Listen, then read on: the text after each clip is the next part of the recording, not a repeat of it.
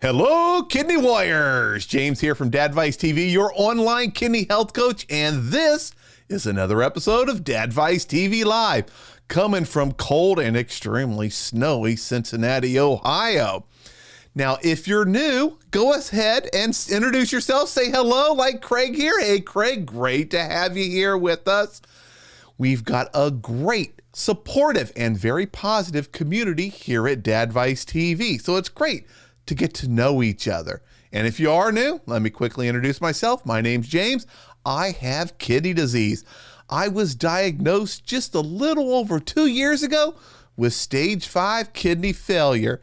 And I got my GFR up to 13. And the doctor said, James, that's as good as it's going to get. You need dialysis or a transplant. Well, lucky me, they were wrong. I worked with renal dietitians. I worked with my doctor. I worked with my nephrologist. And I started to get better. I worked by focusing on my health, eating better, exercising, getting my blood pressure under control, being more active, and by getting healthier, my kidney function has improved. And now I'm stage 3, but more importantly, because I don't really care about those stages, they don't really mean anything to me, I have no symptoms. I feel great, and kidney disease is not holding me back. Now, tonight, we are here to talk about getting support to help you thrive. And this is an important thing for kidney patients. Now, if you think about life, we got enough stress, we got enough challenges to deal with, and then we have the burden of having a chronic illness like kidney disease. It's something that most people can't see. And one day you feel great, the next day you ate something you probably shouldn't have, and your energy is just zapped, or you just got that headache, or you can't sleep at night. Oh, it seems like a lot to handle.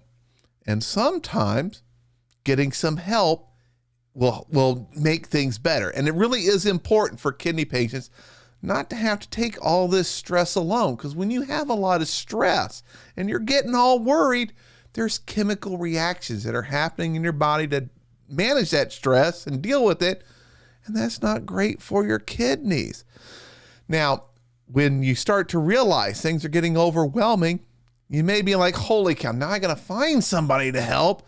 That's even more stress. How am I going to find someone that can help me with the things I'm dealing with, that takes my insurance, or maybe that has a program that's affordable, that I can pay out of pocket? How do I know we're going to get along, or who's available when I'm available? Oh, so many things. Well, I got you there. We're going to talk about all those things today. It's good to educate yourself of what to look for and how to get help, how to get support before you really need it. That way you're prepared. Now tonight, my co-host and expert on getting help, therapy, is licensed clinical social worker, Lana Lipe. Everyone say hello to Lana from warm and sunny Hawaii. Hi, everyone. Good to see you. I am jealous that it is so warm there. And just to let everyone know before you tell more about yourself, Lana was telling me before the show that this morning on Thursdays, she goes to the beach to relax in the sun and the nice warm air and all of that. And I'm sitting here with a whole bunch of snow and roads that are all icy. You don't feel bad for me, I know. It's okay. Exactly. Nobody does.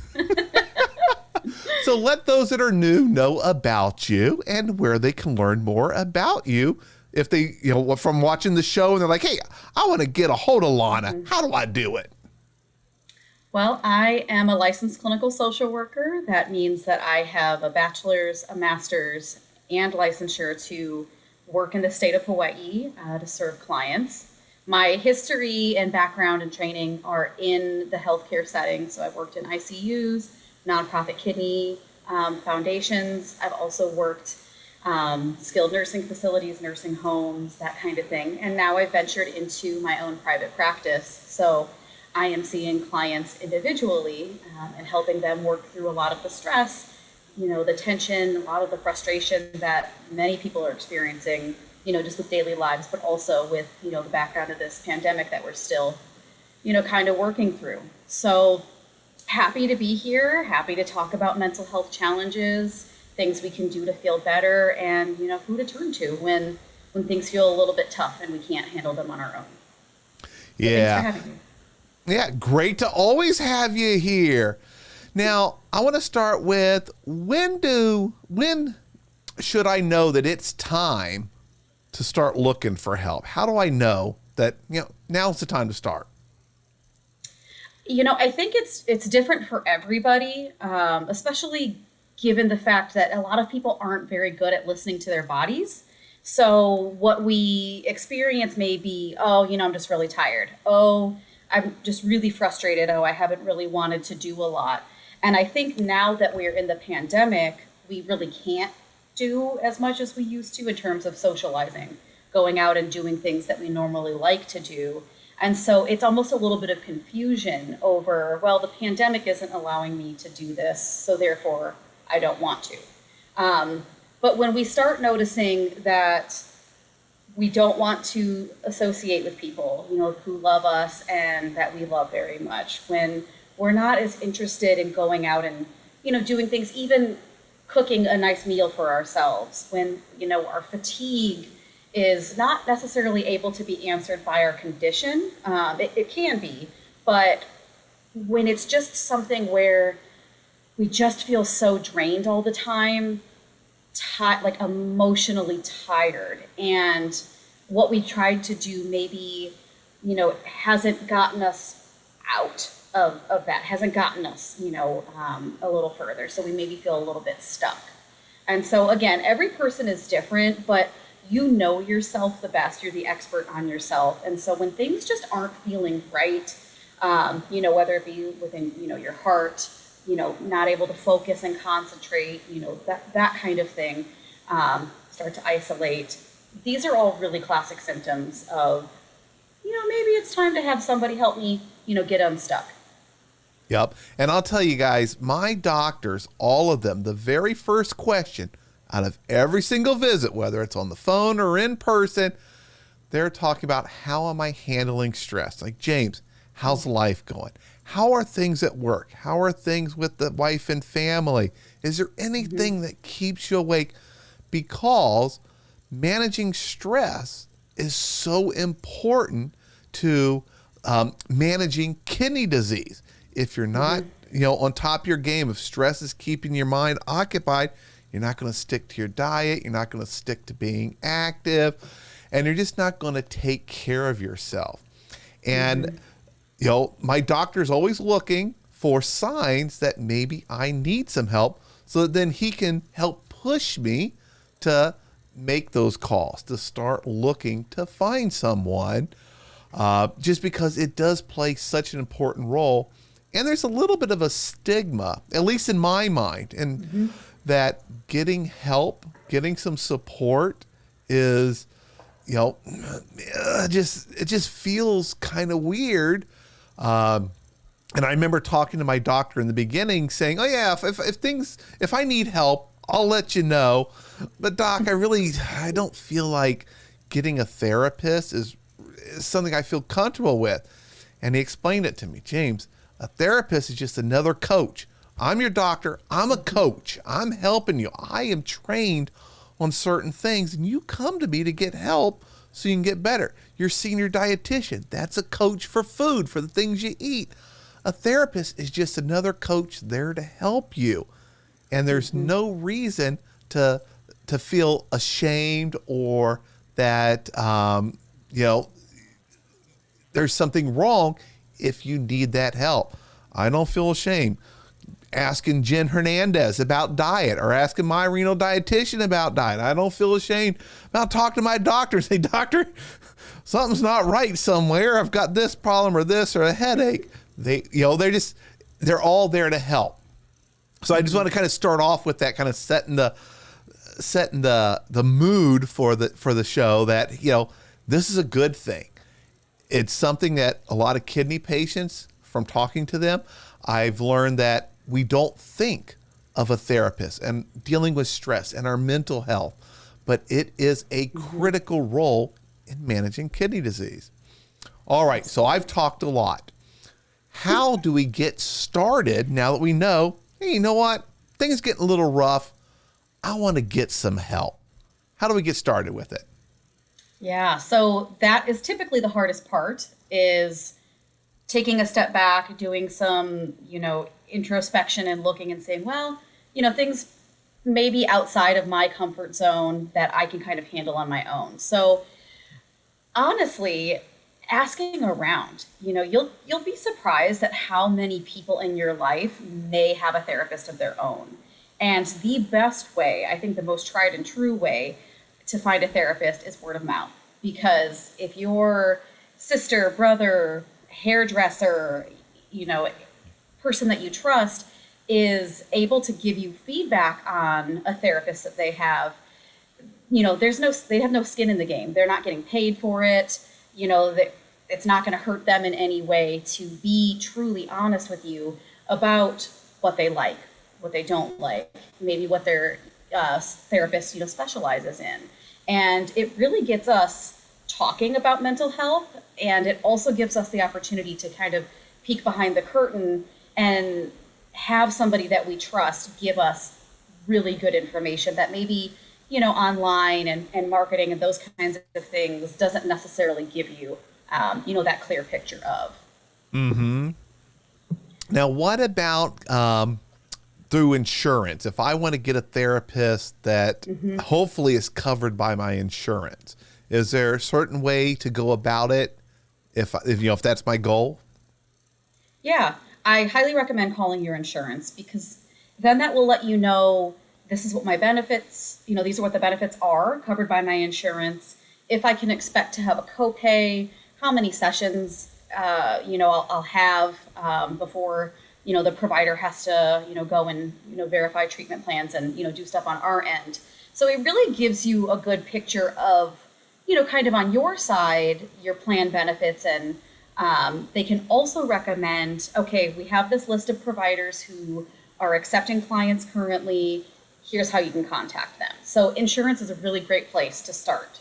And a lot of times the insurance companies will have a really good pulse on local initiatives. They'll have pulse on, local support groups, mental wellness fairs, physical wellness fairs, all of this kind of stuff. So really, really using your insurance company as another resource for you in not only the search for a therapist, but in the search for, more holistic health is absolutely a great place to start. Now, you mentioned something I didn't even think about, local support groups. Those typically are no cost or extremely low cost, because a lot of them that I've seen are volunteer. So those that are worried about the cost, maybe all of us with kidney disease, we got enough pills and doctor visits. We're all on a budget. So that's an awesome idea to help us kind of get a little more help without having to dip into the bank, really. Absolutely. And a lot of the insurance companies will have what's called a care coordinator. And so if you've got a lot of complex things kind of going on, maybe you need assistance with transportation, or, you just have a lot of questions and trying to really coordinate care between all of your different providers, you can always ask them if they offer that kind of service. And you'll be surprised at how many do, and having a care coordinator, what they can really bring into your life and solve problems you didn't even know you had, right? And just give you services that you didn't even know were available. Yeah, that is awesome. What about looking online? Because right now we're here online learning about therapy, kidney disease, diets and stuff. It's been a great resource for helping learn how to manage kidney disease. Is it also a great resource for finding a therapist? Absolutely. So there are free websites such as Psychology Today that you can go on and you can say, okay, I'm looking for a therapist in Honolulu who specializes in health conditions, who specializes in depression, coping. So you can type in keywords of what you're looking for. You can also search by gender. So if you are more comfortable working with someone who is a male versus a female, that kind of thing as well. And then on there, you can sift through these profiles and kind of get to know them before even calling them or reaching out. And you can really get a feel for who they are, at least a little bit, before having to take that next step of reaching out. And on there, they also list what their training is. They list what their specialties are, how they approach things from an evidence-based perspective. And so websites like Psychology Today, they go through a process. You have to be verified to be on there. It's not just, anybody can join. They also list what insurance they take, if they take, sliding scale, payments, that kind of thing as well. So it's really a great one-stop shop. Awesome. Yeah, and one thing, when I think about online that's been helpful with finding a nephrologist, a lot of them, they have websites about themselves and what they specialize in, and you can learn a little bit about the personality, which is really important to me for that relationship. A lot of them now are active on social media and even posting little videos, so it's almost like you really get to know them before you even meet them. Is that another great place to look for a therapist, is social media? Yeah, so social media is up and coming when it comes to, therapists getting on there. I mean, you see people like Brene Brown. She's a social worker, not so much a therapist per se, but, she's offering guidance and advice. And then you've got the Gottmans, who are researchers and then, therapists as well. And they provide this kind of service. And so it really allows you to kind of, dip your toes into kind of the work that people are doing. Again, hearing them talk, seeing if they're writing blog posts, that kind of thing. I do hesitate with social media just because it's more unregulated. So you never know if the people you're following, especially if you haven't met them, how they're qualified. So doing rigorous research and trying to make sure that the people who are providing guidance and providing feedback, they're doing so in a way that's ethical, evidence-based. It's not just someone Googling information and using their, Dr. Google certificate to kind of provide information. But, social workers, we meet people where they are. That's our bread and butter. And right now, everyone's stuck at home, and that's where they are, is online. So social media is a great place. I just highly recommend, just researching and just really trying to get to know the people and the information that they're sharing with you. Yeah, and it may be good to start on like regular websites, and then if you find someone that thinking, hey, that person looks like someone I might want to work with, then maybe looking to see if they have a social media presence, because then you at least started kind of at a level of authority, and then you're looking to learn about them instead of just finding someone like you said. I love the way you said it, getting your Dr. Google degree. I'm going to use that. Because that's how a lot of, and actually that's kind of in the beginning, that's how this channel started. I was sharing what I was learning from other websites or from my doctors, and it got to the point where I realized, you know what, I should just get professionals on here and let them talk about it, and I can just relate it to my experience so that it's not one of those Dr. Google certificates or degrees. Right. And I have social media in that way. And I, for being my age, you think I would be better at technology. I'm not, but it does give me a way to kind of connect with people in a way that's not so, yes, come and, give me money and, come and sit in my sessions. And I'm, this all knowing person. It's really about developing these relationships. It's about connecting with your community. It's about, for me as well, organizing and writing and researching information and kind of sharing what I know with other people who may be struggling, and just giving them even more pieces to the puzzle to improve their mental and physical health. Yeah. Now, I know every so often at work, especially with COVID going on, we get emails talking about, hey, if things are getting tough, there's people here, reach out to HR.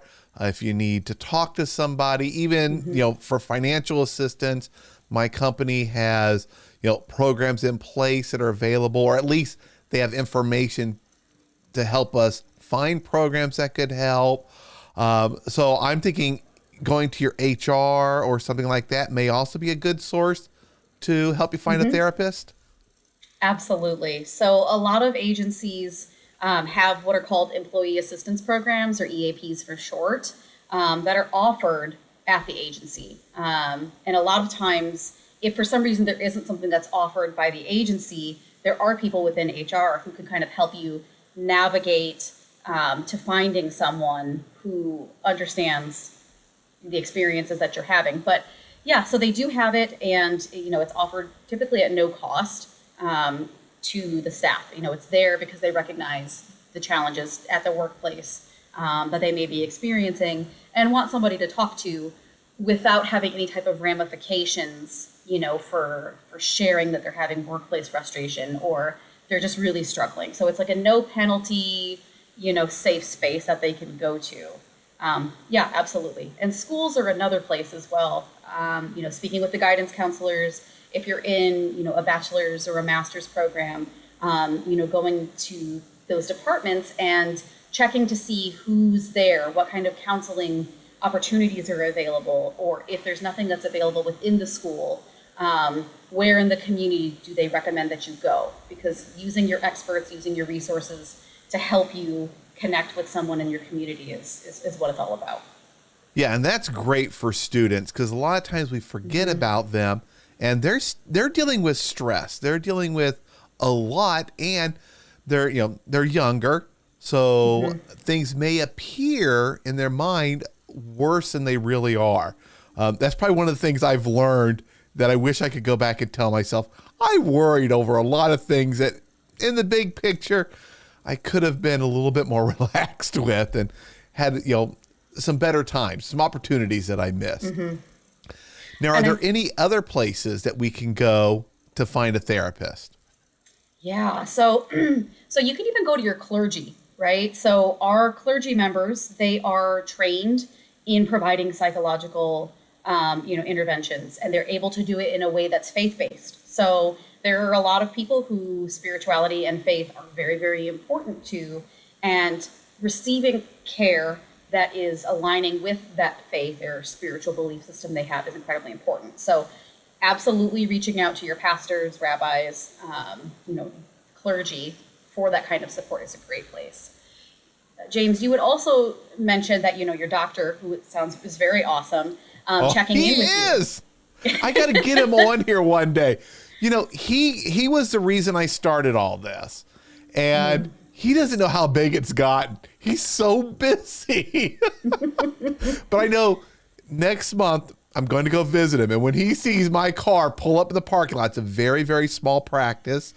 He'll see my car. It's all wrapped, says Dadvice TV on it. And he's probably gonna be like, holy cow, this is really taking off. So they're great too, because sometimes with insurance, you'll need a referral, depending on the type of insurance you have, from your doctor. So checking in with your nurse practitioner, your specialist, your primary care provider, to see, okay, if I need a referral, who do you recommend? Who is in the network? Who can I talk to that specializes in, some of the challenges that I'm going through? Yep. And what about tech? Is there, I know a lot of people now there's an app for everything. Matter of fact, I just downloaded, it makes me feel so old. I just downloaded TikTok for today about 2 hours ago and set up an account. I was like, maybe I need to be on TikTok. My daughter's on it. I need to see what's on there. But what about tech with all these apps and things now? Are there any out there for helping you find a therapist that you know of? Yeah, so there's quite a few. There's not one that I recommend over another. There's tons that you see in commercials. So I can't really speak to one or the other because, again, I don't have any, experience with the platforms or, kind of how it works. But there are so many people right now who are searching for providers on apps. And so you can find a credentialed, qualified provider by searching for top, therapy apps 2021, top rated therapy apps. And then the ratings are listed on there. But there's a couple, that that come to mind, like Talkspace, BetterHelp, I think are two that are just constantly in commercials and constantly like blowing up in my newsfeed of people using them. But myself, I haven't used them, so I can't recommend one over the other, but they are credentialed and qualified. Make sure you're checking the ratings on those. But yes, apps are the way of the future because you could just download it right from your phone, on any device you have. You can do it in your car, on your lunch break, whenever. And so it really does kind of take therapy to wherever it is you are, meeting you where you are. Very, very, very convenient. Yep. So when I find a doctor, I kind of go through this whole process. And right now I'm looking for a new nephrologist because mine, she moved. She went to the coast to be with her parents and COVID started. So I've been without a nephrologist for a while. And it's kind of challenging finding one because it's a pretty intimate relationship that you have with your doctor. And that's how it needs to be. So you're sharing stuff. And with a therapist, I would think it's even more intimate. So how do I select the right one? Now that I know different places to look and ways to get recommendations and things like that, how do I really select one? So, we often joke that therapy is a lot like dating because it has to be a good fit. You have to have trust and you have to have like that sort of chemistry, which is what we call the therapeutic alliance, between the two of you for it to work. So outside of, client motivation, the therapeutic alliance, that relationship, that bond, that trust, that respect that you have, mutual respect that you have with your therapist is one of the key predictors for success in therapy. And so a therapist can have all the skills, all the tools in their toolkit, can have, 25 years of experience, profound metaphors, and, all of these things that they can quote. But if they're not able to gain your trust, it's not going to mean a thing. You're not going to show up, right? Or if you do show up, it's not going to be helpful. And you're going to say, well, why did I bother coming here anyway? This is a waste of my time. Especially when there's so many other things going on that you could be doing with your time. So we joke and say it's like dating in that sense. But at any point, if you find that the relationship with a therapist that you maybe started working with, or if you're doing a consultation, when you reach out to them, it's okay to decide that it's not a good fit. You don't have to stick with a provider. And the provider has an ethical responsibility to also say, well, I don't think it might be a good fit for us to work together. So when I say that, I don't mean that the provider is bad or that you are a bad client. It's things like being able to afford copays or what the specialty is, right? Losing insurance could be another thing. And so, so realizing that the issue maybe you were coming to therapy with, let's say it was stress, is actually secondary to a traumatic incident, or it's secondary to grief and bereavement. So after you start working with the therapist, they're realizing, this is actually more of a trauma scope that I may not be trained to help you with. And so let me help you find someone who would be a better fit, right? So these things, so the fit is so, so, so important above all else. Again. So what is a good fit? Because I definitely understand a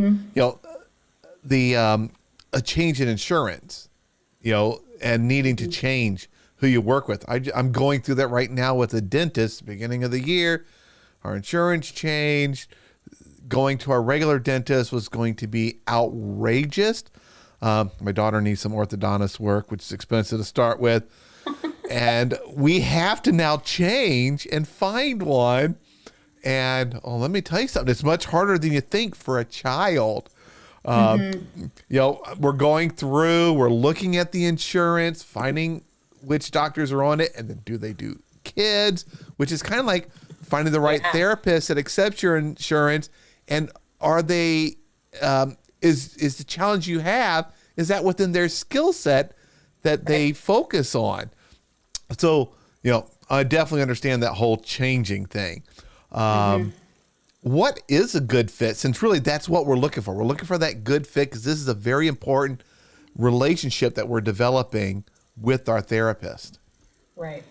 So the first, you know, aspect is listening to your gut. Do you feel comfortable sharing with that other person, right? So they have to develop your trust. They have to, you know, have that mutual respect and what we call unconditional positive regard, which is, you know, you are who you are, you're unique, and I respect you for the challenges that you're going through, and I see you as a human, I see you as an individual. So it's not, it should feel warm, it should feel conversational, but again, it's not a friendship. So we, like I said, we joke about it's like dating, but you know, you can't invite them to go hang out with you at a barbecue, right? So it should feel warm, should feel conversational. Right. But you know, there are lines, you know, that you know, we as providers, you know, need to make sure we're not crossing. So so yes, so if they accept your insurance, I mean, ask them before you go into anything that you're experiencing, do you accept my insurance? If not, okay, do you accept sliding scale, which is, you know, based on income and a whole other process? Or, you know, what is the private pay rate that you have? If not, is there somebody that you could point me to, right? So, you know, if you're not able to, who out there can help me? And so we should, you know, have a good pulse in the community on other providers who may be able to accept your insurance, who work in this area, you know, and guiding you towards going forward. Another important part is the skills and expertise that the provider has. So we kind of touched on this already, right? So yep. For me, I love working with adults. I prefer to work with adults. That's where most of my training is especially with, you know, the geriatric community is working with that, right? So healthcare. But for me, I am not trained to work with 5, 7, 10-year-olds. Like that is not my area of expertise. And so if someone is coming to me with, you know, their child who was recently diagnosed with autism, I don't specialize in that. And so I will not be able to help because I don't know the evidence-based practices. I don't know the interventions, you know, things that are just normal basic human development and what they're experiencing. So I would not be helpful in that situation. So it's not a one-size-fits-all deal for anyone. It's unique. And our training, education, and treatment approaches should be aligned with what we're able to provide and what you're asking for. If not, we got to refer out. Yeah. And about how long should it take for me to find this right person? Because, you know, I want to make sure their skill set matches with the challenges that I believe I have. And I could be wrong. I could think it's stress. And after working with a therapist, they may discover it's something else. But I want to align the skill set. I want to make sure they're convenient, you know, accessible when I'm available. How long should it take me? Is this something that, hey, you know, if I start looking now, by dinner time, I should find somebody? Or does it take a little bit longer than that to find the right person? You know, if you get lucky and find somebody by dinner time and you're good to go, I mean, cool. But if it's like dating, that's not going to work. It's like dating. That's not going to happen, right? So, you know, what I always recommend is dig deeper, right? Ask the questions. You know, is the provider offering telehealth? Are they offering in-person therapy? Are you able to get to these appointments if they are offering in person? Do they offer appointments that fit your schedule? You know, is the office near a bakery that sells, you know, the best bread that you love? I'm totally kidding, but you know, these are important things to consider. My Weight Watchers therapist is right next to the Girl Scout cookie building. Smart. That's a smart provider. But in all seriousness, you know, take your time, ask the questions. You know, we love talking about, you know, the skills and training and expertise that we have, right? So ask. So for instance, I received my master's degree from the University of Maryland School of Social Work. I went on to get 2 years of closely supervised experience and supervision from licensed clinical social workers who have been in the field for a long time. Then I had to study and pass a national exam. I need to continue receiving ongoing education. I'm subject to audits. I'm subject to, a whole bunch of legal constraints that I must stay on top of in order to keep my license and be able to practice. So asking them is not something that's uncommon. I highly, highly, highly encourage it, because you want to know what they know, how they got here, and if they're able to comfortably talk about that, then that should give you a better picture of, okay, this person might be able to help me, or maybe I need to be finding somebody else. Yeah. Now, one more question, which I think is really important for everyone out there. What should my expectations be of working with a therapist? Perhaps how often should I see them? I know a lot of newly diagnosed kidney patients, the expectations aren't set correctly for, working with a nephrologist, and they think, oh, I'm going to go for one visit. They're going to give me something. I'm going to drink some cranberry juice, and boom, my kidneys are going to be all good, and I'm all great. And kind of that's how the TV shows show it too. So it's Right. not their fault for thinking that. What are the expectations I should have when working with a therapist?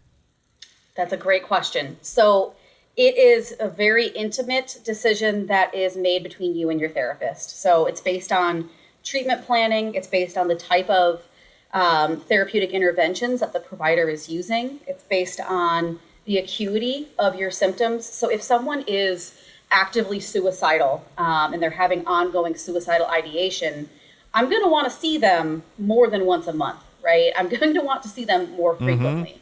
If they are dealing with trauma, that is trauma from childhood, we're going to have to unpeel some of those layers, and that takes time.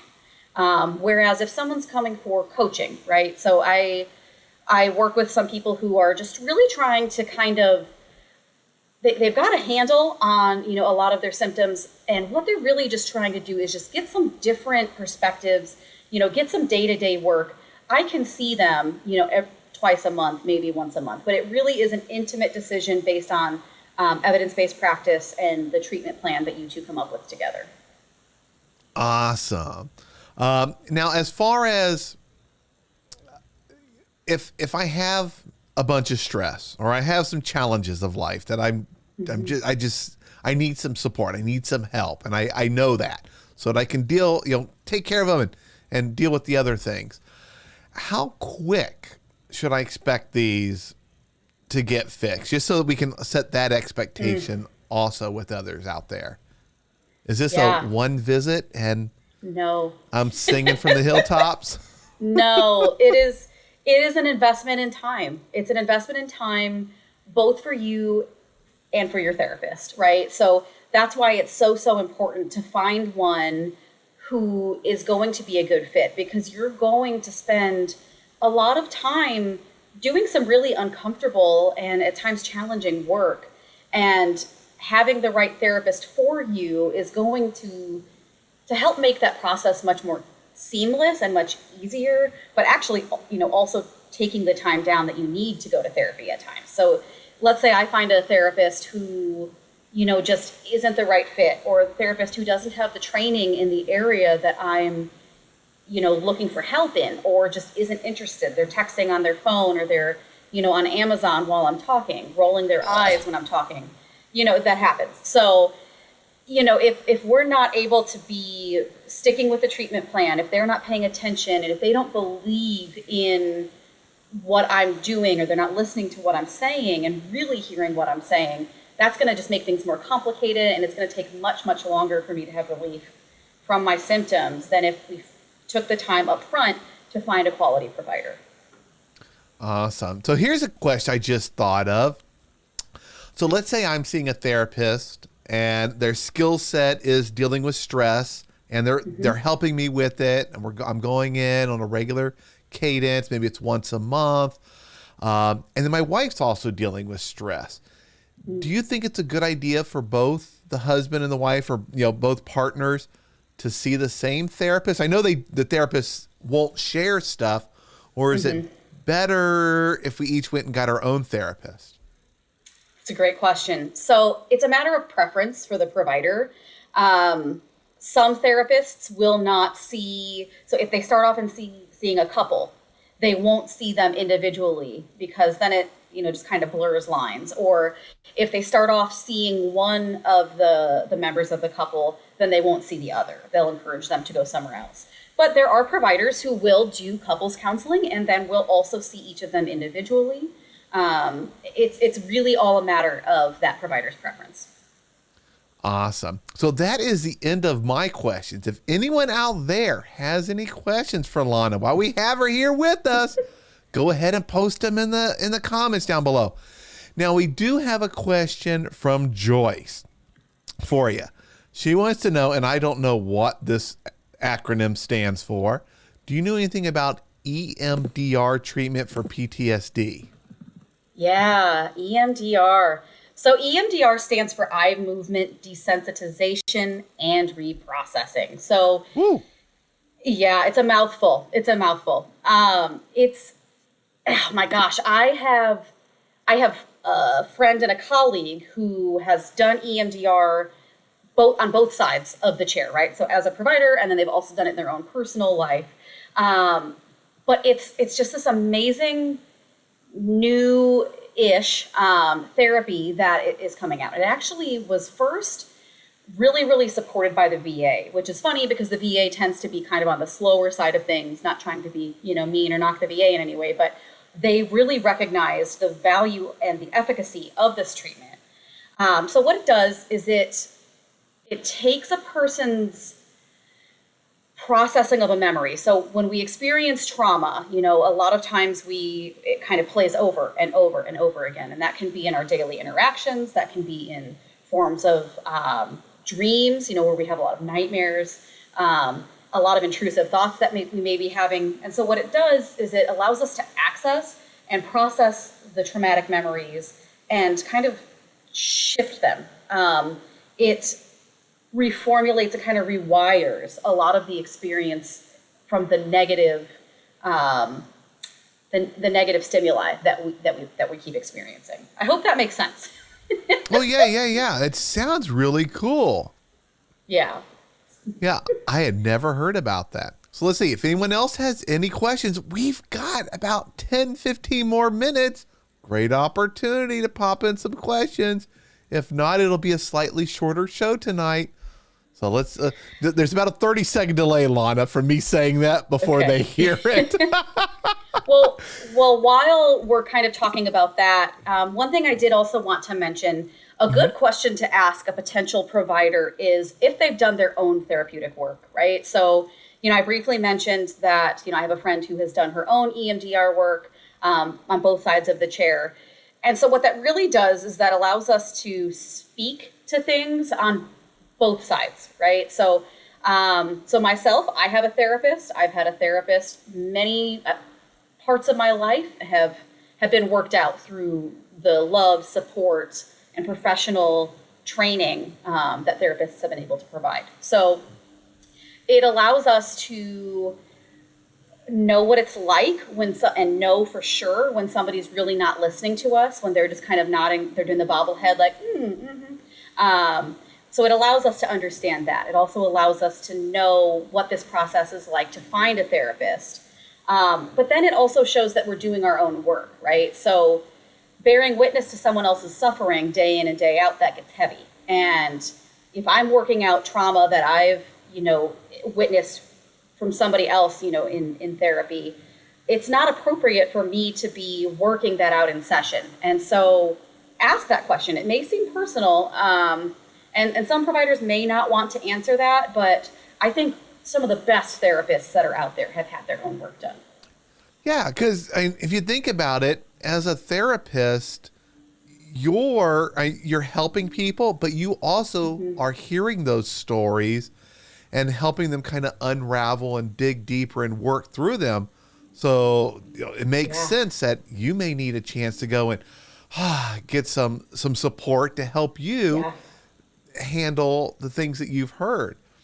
And, that just re-emphasizes one of the points from the beginning that if you need some help, if things seem to be getting a little tough or a little stressful, it's great to go and seek out a therapist. They are a coach there to help you work through those things, just like a dietitian's your coach to help you with your diet. Your nephrologist is there to coach you through kidney disease, hopefully. Some of them are a little less effective than others, but your family doctor is also there to help coach you at being healthy, because health overall helps kidney disease. All these things are great. Absolutely. And no one should feel like there's a stigma against it in our mind, and that shouldn't be there. Now we got a few comments coming. Let's see. This is my mom. We have a family therapy as well as individuals. Here we got, I think it's really helpful to understand how a client might feel. And yes, definitely. And I think Kathleen is a retired therapist, if I remember from a post earlier. Yes. She is a retired therapist. See, everybody, I read all these comments. They may not all show up on the screen. We may not always be able to address them all during whatever the topic is we're discussing during the show, but I read them all. All right. Well, it looks like we don't have any other questions. So this will be a slightly shorter show, not that much shorter. We've got about 10 minutes. Wait. Here's something just came through. Joyce, who's going through some challenges right now. She's been talking about them in the chat with a few other people, and we're all here supporting Joyce and her husband. Again, Kathleen says, yep, I am a therapist. Well, anyway, I want to thank you, Lana, for being here tonight. Great information. I even learned quite a bit of stuff, especially that treatment. That sounds awesome. EMDR. I'm going to look that up to learn more about it. It's very effective. I love all this, how they're using kind of like technology to help you, deal with these things. That just sounds absolutely amazing. It's very, very effective. And as long as you have a provider who is trained to do it. So myself, I'm not trained to do EMDR. So that would be someone I would refer out to if I thought it was helpful. So absolutely. Awesome. All right, everybody out there. Thank you so much for being here. I really appreciate it. Make sure and visit. Let me bring your website back up here. I've got it up here at the top.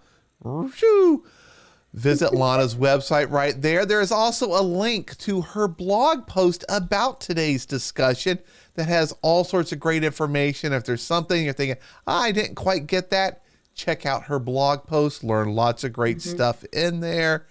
Here's my dad posting first responders also. Yes, another great resource to help you with if you need a therapist. And first responders, I'm sure, have to deal with a lot of stuff. And I'm sure a lot of them go to therapists. And my dad's a first responder. He's loves doing it. He's a firefighter and goes to a lot of events. And I'm sure he sees a lot of stuff that we don't hear about. Yeah. All right. We, real quick, speaking of first responders, at the hospital that I worked at, I was one of 4 social workers who helped stand up a critical incident stress management team. And so that is actually traditionally done with first responders. So that's where it all started because they face lots and lots of trauma, very, very acute stress day in and day out. And so there's this whole just amazing,